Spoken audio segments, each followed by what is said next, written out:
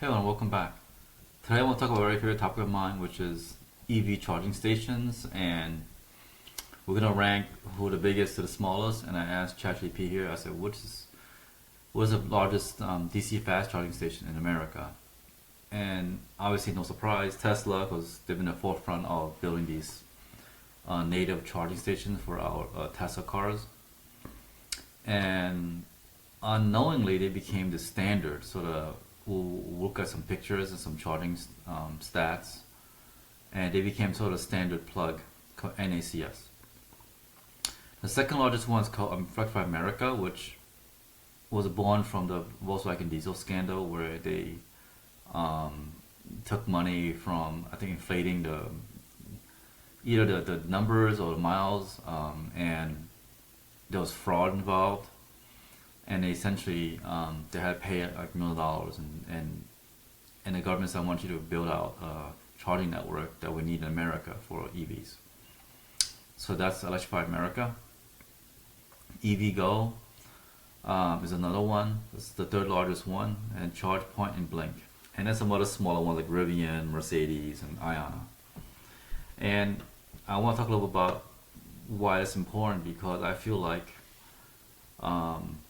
there's so many private companies besides Tesla putting out these EV chargers is very critical for infrastructure, right? So Walmart is doing it, Iona, and Iona is a consortium of many auto dealers coming to one partnership. Mercedes-Benz has their own sort of network. Volvo and Starbucks had kind of network.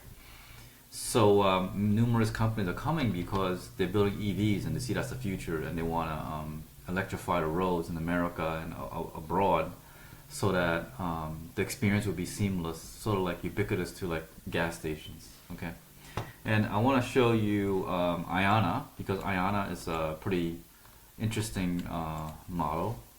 So Iona is like a consortium of different networking charge. So this is called like this. And the partners here are BMW, GM, Honda, Hyundai, Kia, Mercedes, Stellantis, and Toyota. So all these 8 automakers putting their money where their mouth is at, and investing a lot of money into a consortium of a group, a partnership group, which they named Iona. And Iona, if you see in a road, it's supposed meant to be very friendly.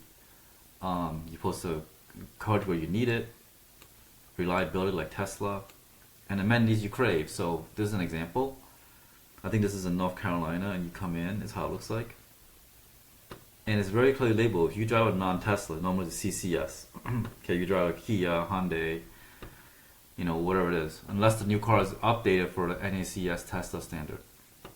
Clean restrooms, snacks and drinks vending machines. That's nice. Oh, look, even bakery and coffee. Even look, North Carolina is the first sort of a lounge, a space. You hang out, work out, walk your dog outside, have a little space to relax, and that's really nice for an EV driver, because you drive a few hours, you're tired.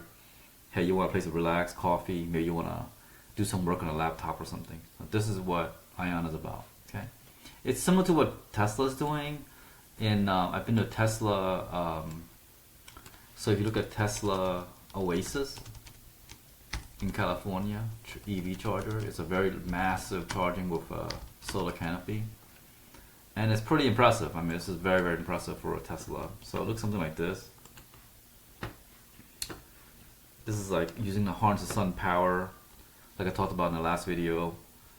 I think it's like massive. I think it's like 64 or 84 stalls, massive. This is in a remote sort of Central Valley, which is a kind of like a rural country farming town between San Francisco and LA. And I think it's called Lost Hills. I think I passed through this. And what's nice is in the summertime when it's beaming hot, you could go into the shade. It's very nice. There's trash cans, very nice. And nearby there's some barbecue or food or a restaurant you can use. So similar to the Iona concept, right? There's a place you can relax. You can walk your dog. You can hang out in the car, watch YouTube videos. You can go buy food and stuff like that. Whereas Ioni's a little bit nicer. It has outdoor stuff, a little more nicer. This one you can park your car, hang out in your car. You can walk around outside and go to a restaurant, go to the bathroom. Now I think they want to do some Tesla lounge, which I've been to, is really nice. There's a lounge as well. That is like more like Iona, but that's called an oasis because when you're driving in the middle of nowhere, and it's all farms and mountains, you come here, there's an oasis, right? So using the sun power, that's what they have, and they have a Tesla lounge, Kettleman City. So I think I've been to Kettleman City, which is really nice. Kettleman City Lounge. This I've been to this one, really nice. See, now this is the Iona experience, and a little more higher end, and kind of like a showroom, and a bathroom and drinks. A Tesla lounge. It's like this. I've been to this one. This one's nice. See, vending machine. Now, if they can do this in Iona, it'd be really nice. Because indoor, because in case it rains, it's better. But unless you have a canopy outside, I guess it's fine. But indoor is a little better. And they sell merch.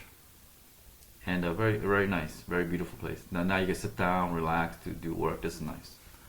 So that's Iona. And now we want to show you Walmart. Walmart has its own sort of EV charging. And I think from what I understand is how it looks like. There's a pilot site here in McKinney up there in Texas near Dallas. So Tesla's this is that. So there's Walmart, and Walmart's gonna blast out to every single store, I believe, is what I've been told. And they already have all these states, which is phenomenal because it's only been like 1-2 months to start rolling this thing out.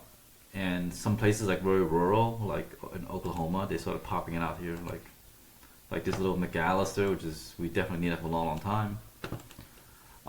That's that. Mercedes-Benz has their own charging, so this is how it looks like, Mercedes-Benz.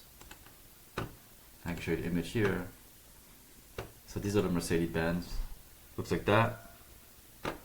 Looks pretty nice. Has a canopy. That's pretty nice. See that? That's pretty high end.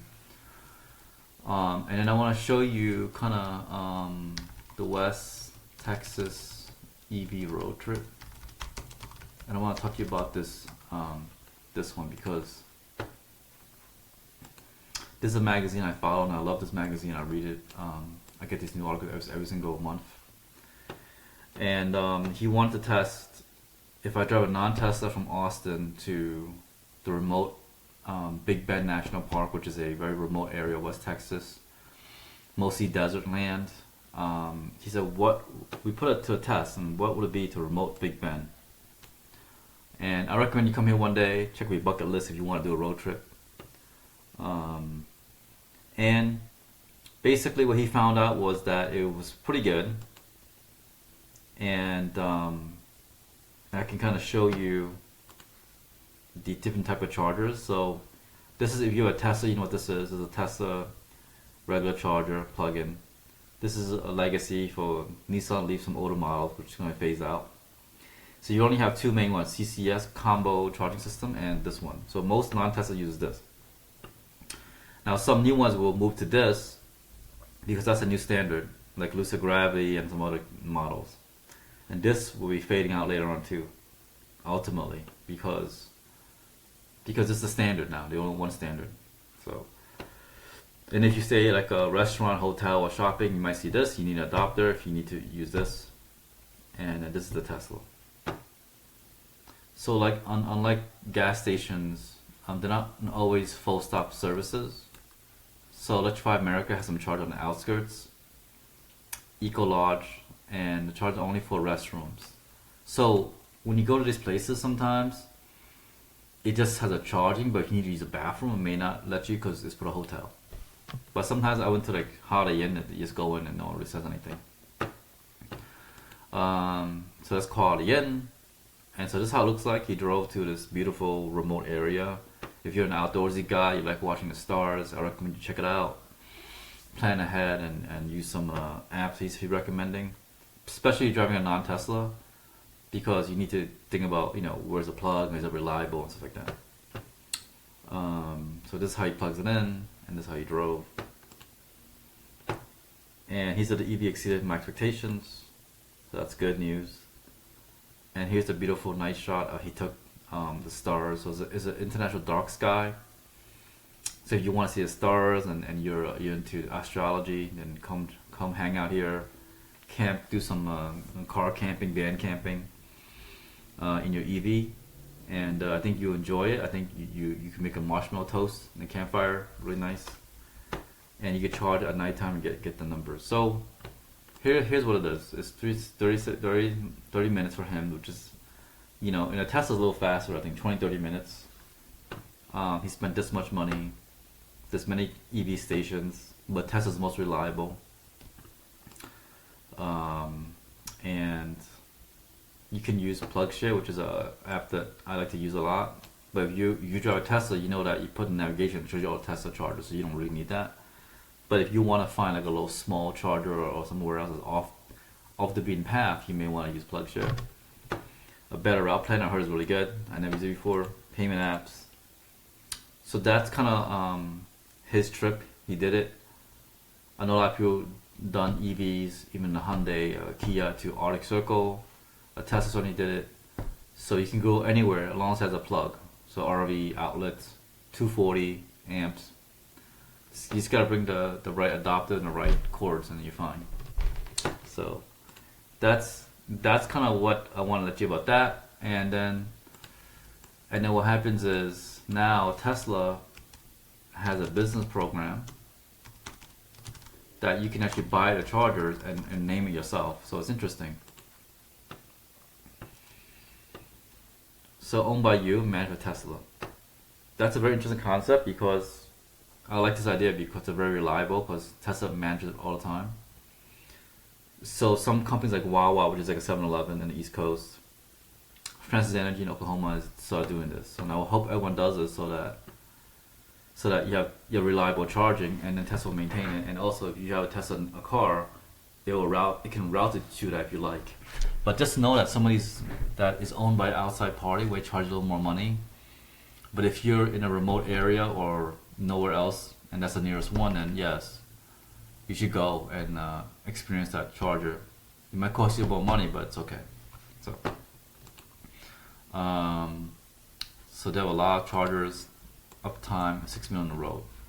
So I can give you an example who does it, like Francis Energy, which is a big in Oklahoma. So here's some images. You see, that's owned by them, Francis Energy. They set the price. But what I like about them is that they're in rural areas or certain areas that you need, and they can come in and they can put it into those areas, and so you don't have to worry about range anxiety. Okay, so that's what I like about them. And then Walmart has as well, we said. So I think in 2026 the state of charge is that if you go to a normal road trip, you don't have to worry about it. If you want to go somewhere remote, like a destination like Arctic Circle, South America, something very remote, something very like outside, then plan ahead, bring the plugs, bring extra food, emergency kit and supplies, Starlink, mini Starlink, any of those things that you need to connect to outside world. Then I recommend you, if you could do an expedition that is thoughtfully planned. Whereas you just do a normal road trip to like Disney World, Phoenix or any other city, I think you're fine because you have so many chargers, so many choices. Even the slower level 2 chargers like Charge Point, like level 2 chargers, Tesla chargers, you have these guys here like this, and you're gonna have Charge Point like this. Charge Point. See, it has these guys here, so you take one of these, you put adapter, and you're fine. And it's slower, but at least you have something to take you to the next destination. So the point is, the tip is, you charge until 80%. You see overnight, I said 100%. But if you go in quick, it's like 80% until you reach your destination. If you're at a campsite or something, you can plug it in and charge 100% next day. So this is why I think you don't have to really worry about range anxiety anymore, unless you go very off the beaten path and that's in the middle of nowhere that has absolutely no electricity whatsoever. Then that you have to start planning more carefully. And PlugShare, it's a great tool. So there's a great little app you can download on your phone, PlugShare. I like PlugShare because it helped me keep track of where's the level 2, where's all these things. So I like PlugShare. So PlugShare. So those are my tips and tricks for road tripping in an EV. If you have any question about Tesla, I know very many about it because I drove for the past 8-9 years. I'll leave my email below. You can send an email. If you want to buy a Tesla, need a referral code, you send me an email, I'll give it to you. And you will consider joining how to grow and scale in commercial real estate. I have a private mastermind, and you send me an email to tell you more about that. So, okay, guys, thank you very much, and hope you enjoyed this video. Thank you.